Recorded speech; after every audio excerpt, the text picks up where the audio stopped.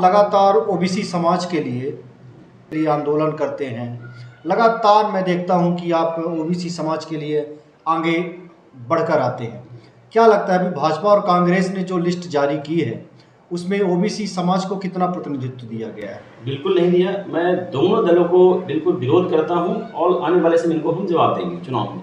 अभी जो लिस्ट जारी हुई, मैं राहुल गांधी की बात कर लूँ, कांग्रेस की बात करता हूँ। कांग्रेस ने अभी कुछ दिन पहले राहुल गांधी लगातार ओबीसी की बात कर रहे हैं। उन्होंने ओबीसी की बात की, सचिवालय हमारे इतने पद हैं, लेकिन ये सब दिखावा है। मध्य प्रदेश में जैसे ही कांग्रेस लिस्ट जारी हुई है तो 144 सीटों में सिर्फ कहने का मतलब कि 39 सीटों में ओबीसी को दी गई है और निश्चित ही आने वाले समय में इसी तरह बीजेपी ने 40 सीटें दी है। और यहाँ पर कहने का पिछड़ा मुख्यमंत्री है, लेकिन मुख्यमंत्री किसी काम में लगातार पिछड़ों को हक मारा गया। अभी आपने देखा होगा, हमने संविधान संदेश यात्रा की, करीब 1500 किलोमीटर बिंदु में बहुत बड़ी की हर जगह हमें लगभग आशीर्वाद मिला, प्यार मिला। और जो कि मुद्दे ओबीसी के लगातार बरकरार रह गए, जो हमारा 27 का मुद्दा है, जाति जनगणना है, ये सब मुद्दों को लेकर हम लोग लगातार दलों पर दबाव बना रहे हैं। और रही बात जो भी दल हमारे लोगों को टिकट देगा, जो हमारे समाज की बात करेगा, ओबीसी की बात करेगा, उसी को हम बात करेंगे। वरना बीजेपी कांग्रेस दोनों को हराने का जो कार्यकाल रहा बीजेपी का, ओबीसी का हमेशा चला गया। और सबसे ज्यादा अधिकार अगर छीना गया है तो पिछड़ा का जो मुख्यमंत्री शिवराज सिंह सरकार है, उनका हक अधिकार छीना गया। आप किसी भी वैकेंसी के ले लीजिए, जितनी भी छात्र स्कूल में, कॉलेज, जो भी, हर जगह हक मारा गया ओबीसी का। रीवा में राजेंद्र शुक्ला जी बहुत वोटों से जीतते हैं, कई बार वो चुनाव लड़े, जिसमें पिछड़े वर्ग का बहुत बड़ा योगदान रहता है। निश्चित है। क्या इस बार क्या तैयारी है? हमारा ओबीसी खासकर उनको इस बार जिस प्रकार माहौल अभी कांग्रेस का आपने देखा, महापौर चुना गया है, और निश्चित ही हम लोग ये तैयारी कर रहे हैं कि जिस प्रकार अभी टिकट बढ़ रही 8 सीटों में, हम 8 सीट में 4 सीट बीजेपी से आशा कर रहे थे कि आप बीजेपी 4 सीट है ओबीसी को, SC/ST को देगी, लेकिन एक भी सीट अभी तक एक प्रदीप पटेल को छोड़ दिया जाए, किसी घोषित नहीं की है। इसका भी हम लोग मजबूत जवाब देंगे और यही हम लोग कांग्रेस की नजर बनाए हुए हैं। कांग्रेस अभी जो सीटें बची है, अगर ओबीसी को घोषित नहीं करती, SC/ST को टिकट नहीं देती है, हम लोग निश्चित रीवा में, और रही बात इस बार रीवा में ऐतिहासिक परिवर्तन होगा। और निश्चित ही जो कहे आपके डायरेक्ट किसी को ना कह के, लेकिन यहाँ पर परिवर्तन की लहर रीवा में है और निश्चित के खामियाजा मौजूदा जो लोग सरकार में भुगतना पड़ेगा इनको, क्योंकि उन्होंने काम कुछ नहीं किया है जी विरोध करने का। रीवा में आप पिछड़ा वर्ग की एक मजबूत चेहरा के रूप में देखे जाते हैं। किसको समर्थन देंगे इस बार, चूंकि कांग्रेस या बीजेपी दोनों में किस पार्टी को आप समर्थन देंगे? मान लीजिए आप नहीं लड़ रहे हैं। अभी निश्चित वही हम लोग नजर बनाएंगे सभी दलों को, क्योंकि सभी दलों ने टिकट घोषित नहीं किया है। अब जिस दिन टिकट घोषित कर देंगे, हम लोग बैठेंगे, विचार विमर्श करेंगे अपने संगठन के लोगों से, और निश्चित ही ऐसे लोगों को हराने का काम करेंगे कि जो हमारे हक अधिकार को लगातार छीनने का काम कर रहे हैं।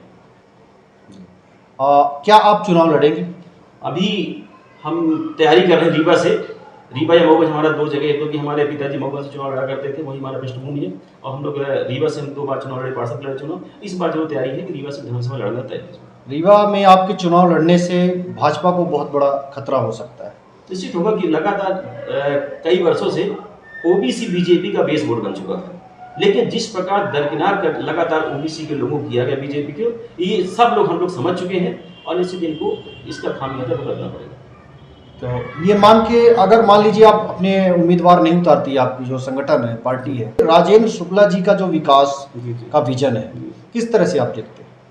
हम आपके माध्यम से राजेंद्र शुक्ला से जानना चाहते हैं, क्या आप 20 वर्ष में जिस तरह आप लगातार यहाँ से विधायक, जनता ने भरपूर आपको प्यार, आशीर्वाद, हमारे समाज के लोगों ने आपको वोट दिया, हम ये उनसे पूछते हैं, क्या आपने सामाजिक न्याय हुआ है, आपने किया है? कितने लोग हमारे लोग को आपने विधायक प्रतिनिधि बनाया, कितने लोगों को, हमारे लोगों को आपने राजनीति में ले आए हैं? आपने सिर्फ वोट लेने का काम किया है और छला है लोगों को। हमारे समाज के कुछ लोगों को आप अपने साथ मिला लिए हैं और उनको रेवड़ियां बांट के और समाज के पीछे पीछे भगाने का काम कर रहे हैं। 20 वर्षों से एक आदमी बता दे कि जिसको ओबीसी वर्ग को उन्होंने नेता बनाया, ओबीसी लोगों को उनको मजबूत किया, ओबीसी वर्ग कॉन्ट्रैक्टर बनाया, किसी प्रकार का सामाजिक न्याय उन्होंने नहीं दिया। हम सब देखिए सामाजिक न्याय की बात करते हैं। अगर हम कहते हैं आपको, क्या एक वर्ग के लोग वोट करते हैं? ओबीसी इतने परसेंट में आदमी एक का नाम बता दें राजेंद्र शुक्ला जी, कि आप बताएं किस ओबीसी SC/ST के लोगों को आपको नेता बनाया। तो हम उनसे जरूर कहना चाहते हैं कि आपने सामाजिक न्याय नहीं किया, आपने विकास किया। पुल ब्रिज बनाने से समाज विकास नहीं होता। हमें अपने लोगों को प्रतिनिधित्व दिलाना हमारा काम है कि कम से कम सामाजिक धारा में लोग आए, क्योंकि वंचित समाज पीछे रह जाएगा। वही बड़े लोग आपने, जैसे आपने समदरिया नगर बसा दिया, कितने लोग बता दिए बड़े गरीब आदमी पास पहुंच पाते हैं। गरीब अभी आप बताइए सामाजिक न्याय कहाँ है? बाबा साहब के संविधान में हमारा देश संविधान चलता है और संविधान में बताइए सामाजिक न्याय का परिवेश है कि अगर आप 10 रोटियां हैं तो सबको बराबर दीजिए। इस प्रकार एक परिवार होता है, अगर परिवार में 4 भाई हैं तो उसमें पैतृक संपत्ति या अधिकार बराबर का हिस्सेदारी होती है। आप एक जन को पूरा दे दिए और 3 भाई अगर पीछे हट गए, उनको वंचित रखा गया तो किसी अन्याय होता है। हम बिल्कुल उनसे जानना चाहते, कहना भी चाहते हैं कि आप बताइए सामाजिक न्याय कहाँ है?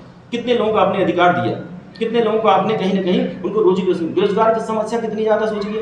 एक भी हम पूछा जाए राजेंद्र शुक्ला जी से, आप 20 वर्ष में मंत्री भी रहे, मध्य प्रदेश शासन के बड़े बजट मंत्री रहे, कितने उद्योग धंधे खुले मध्य के अंदर बता दीजिए।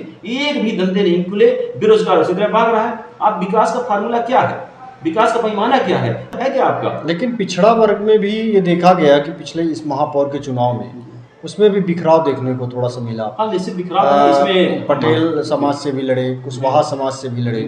ऐसे में पिछड़ा वर्ग को मजबूती कैसे मिल पाएगी? ये निश्चित इस बार हम लोग ये तैयारी कर रहे हैं, क्योंकि पिछले बार देखिए जो बेस, अगर यहाँ कांग्रेस का जीतने का जो कारण हुआ है, क्योंकि बीजेपी का जो बेस वोट पिछड़ा था, एक कुर्मी समाज से चुनाव लड़ गया, एक कुशवाहा समाज चुनाव लड़ गया, दोनों वोट अपने बांट लिए, कांग्रेस जीत गई।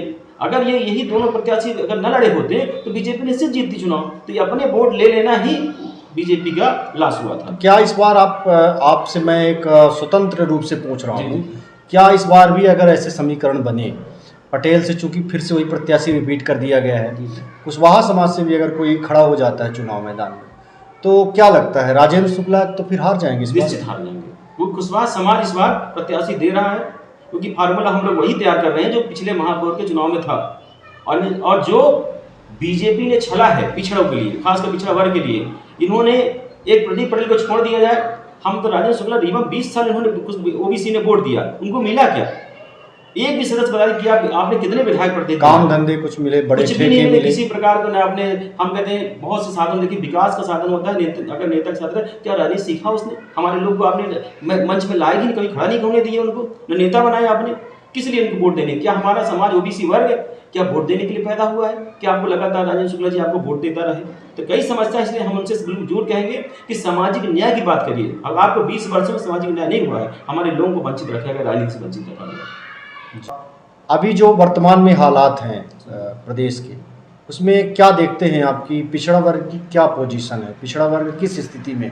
इस बार मजबूत स्थिति में रहेगा, और लगभग जिस प्रकार हमने भिंड, मुरैना, दतिया, छतरपुर, बंडा, जो हम लोगों ने, हमारा संगठन बड़ा तेज ग्वालियर क्षेत्र में उभरा है, तो हम लोग तो आज की स्थिति में ये हैं कि अगर हम लोग अपने प्रत्याशी घोषित कर दें तो लगभग हमारे कम से कम 50 प्रत्याशी घोषित हो गए, चुनाव जीत के आ जाएंगे। तो लगभग हम लोग, क्योंकि हम लोग को चुनाव का संगठन हमारा है, हम लोग चुनाव लड़ने के मूड में नहीं थे। लेकिन हाँ, ये था कि सरकार किसी की बने, मध्य प्रदेश की सरकार किसी की बने, लेकिन चले हमारे लोगों की बात सुनी जाए। इसलिए ओबीसी महासभा ऐसे लोग को नक्के डालने का काम करेगा अधिकतर होगा, कि जो हमारे लोगों संगठन की बात करें, हमारे अधिकार की बात करें, हम उसी के साथ जाने का प्रयास करेंगे।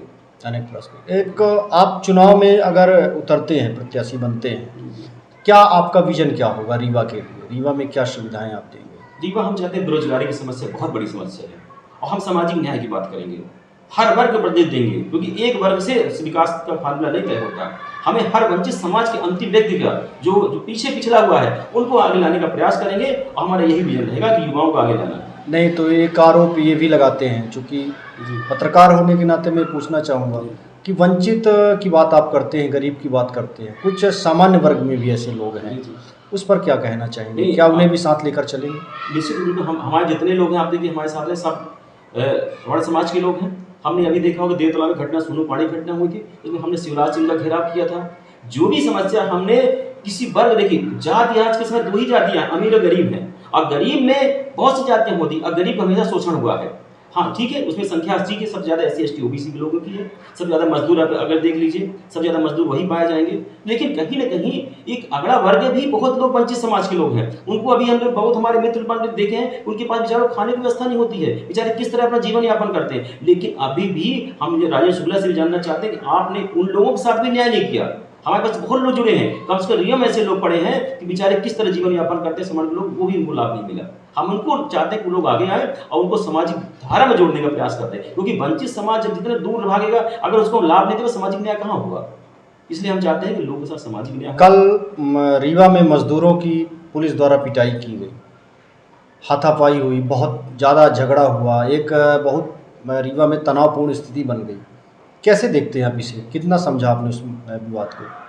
बिल्कुल है, तो जो पता हमारे जानकारी मिली, छोटी सी घटना थी और उसमें सामने की कोई मेडिकल की दुकान थी, वहाँ पर झगड़ा हुआ। लेकिन ये जो आक्रोश देखने को मिला, वो आक्रोश ये समझ में नहीं आया कि इतना आक्रोश कैसे पैदा हो गया। तो किसी घटना हुई, किसी का इस तरह घटना, और लगभग जिस पर मजदूरों का आक्रोश देखने को, जो बाहर के बेचारे बाहर पलायन करके आते हैं, तो कहीं न कहीं इनको इस समाज का, क्योंकि आज आचार संहिता लगी, तो हम इसको डायरेक्ट दोष भी नहीं दे सकते कि सरकारें क्या की, क्योंकि आचार संहिता का मतलब हो गया कि सरकार नहीं आज उनकी।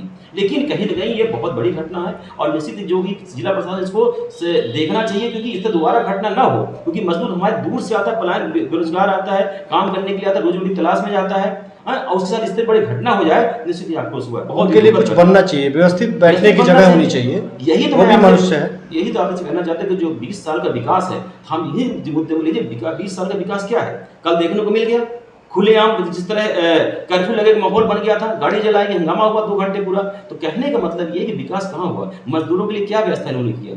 एक भी जितने सेट देखिए, अब जहाँ जहाँ मजदूर हैं, हम भी कॉन्ट्रैक्टर जुड़े हुए लोग हैं, देखते हैं लोगों के लिए खड़े होने तक की व्यवस्था नहीं है। अगर बारिश हो जाती है, उनके लिए सेट तक व्यवस्था नहीं है। अगर बारिश में लेबर मत आए तो कहाँ खड़े? एक सोशल फाटक के पास खड़े होते हैं, और दूसरा ये क्या नाम है, हॉस्पिटल चौराहे के पास, पता है एक भी सेट गरीबों के लिए है। तो कैसे कह सकते हैं कि राजेंद्र शुक्ला जी गरीबों के हित के लिए विकास किए हैं? आप सौंदर्य नगर बसा दिए लोगों को, आप इतनी 50-50 लाख की दुकानें दे रहे हैं, फुटपाथ व्यवसायियों के लिए क्या किया बेचारे? और जो लेबर मजदूर हैं वो खड़ा, अगर बारिश हो जाए तो बेचारे खड़ा कहाँ हो? तो ये सोचिए, यही बल्कि समाज हम इनको मैं विचारधारा लाने के प्रयास करेंगे कि हमारे वही विजन रहेगा कि जो गरीब जरूरी नहीं है कि एक बार होता, गरीब ब्राह्मण हम देखिए, ब्राह्मण भी गरीब है, उसमें लेबर मिले हमको, ठाकुर भी लेबर मिला है। तो हम कहते हैं कि जो ये सामाजिक न्याय राजेंद्र शुक्ला जी बात करते हैं, इन लोग वंचित कैसे रह गए आपसे? आपने ऐसे लोगों को गरीबों पढ़ाया है जो पहले से धनाढ़ लोग थे। आप देखिए उनकी जो नवरत्नों में है, एक भी गरीब बता दीजिए कोई, एक भी SC ST OBC का लोगों कोई नहीं, वही बड़े लोग हैं और वही इर्द गिर्द घूमते रहते हैं, और ये गरीबों से तो मिल ही नहीं पाते। तो क्या जो समीकरण महापौर के चुनाव में बने थे, वही समीकरण इस बार विधानसभा के चुनाव में बनेंगे? निश्चित वही होगा, सेम वही होगा, और इसमें से विदाई तय है इस बार।